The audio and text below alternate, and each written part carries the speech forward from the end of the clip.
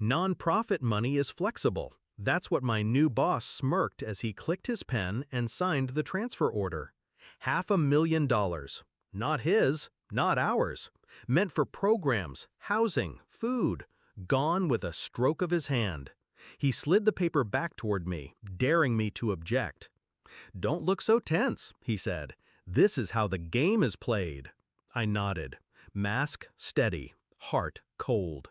Because in that moment, I knew exactly what game I would play. When I first took the job, I believed in him. Everyone did. He was the golden hire, the visionary leader parachuted in to save the organization.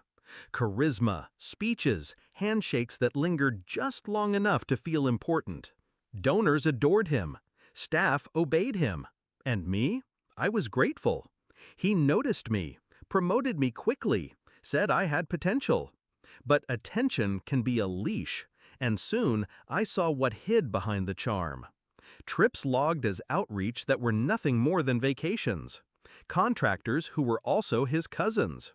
Checks written to shell companies that dissolved after cashing. At first, I told myself it was stress, that maybe he was cutting corners, not committing crimes.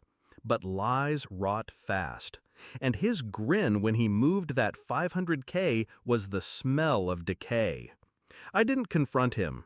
Confrontation feeds arrogance.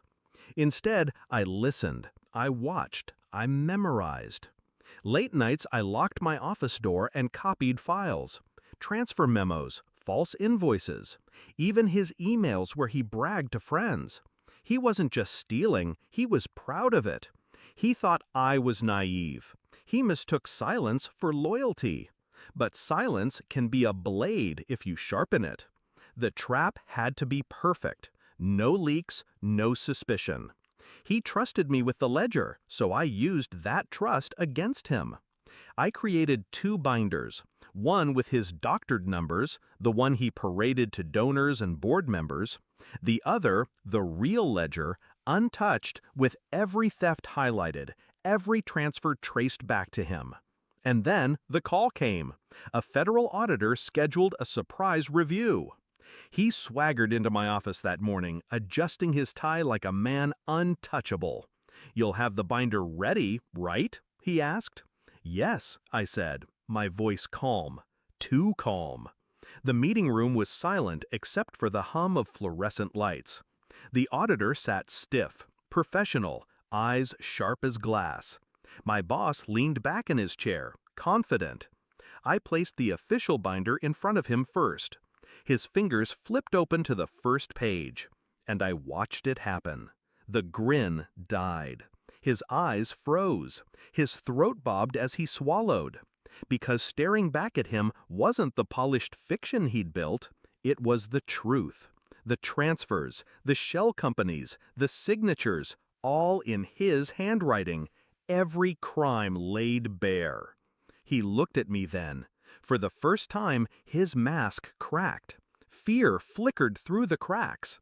I tilted my head slightly, just enough for him to understand I did this. He stammered, trying to explain, This isn't the right," but the auditor cut him off.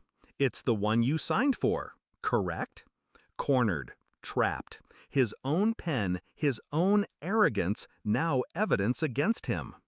They escorted him out 2 hours later. No grand speech, no dramatic denial, just silence and the shuffle of polished shoes down a sterile hallway. The staff was stunned, donors horrified. His empire collapsed in a single afternoon, not because I shouted, not because I fought, because I timed the silence perfectly. Later, someone asked me why I didn't warn him, why I didn't try to save him. I said nothing. Because how do you explain betrayal like his? He didn't just steal money, he stole hope. He stole food from children, beds from the homeless, medicine from those who needed it most. And he thought no one would notice. He thought I would protect him. But here's what he never understood. Loyalty isn't blind. It sees, it records, it waits. And when the moment is right, it cuts. I still keep that first page of the ledger framed in my office, not as a trophy, as a reminder. The day his grin melted was the day I learned the sharpest revenge isn't fury, it's precision, and mine was flawless.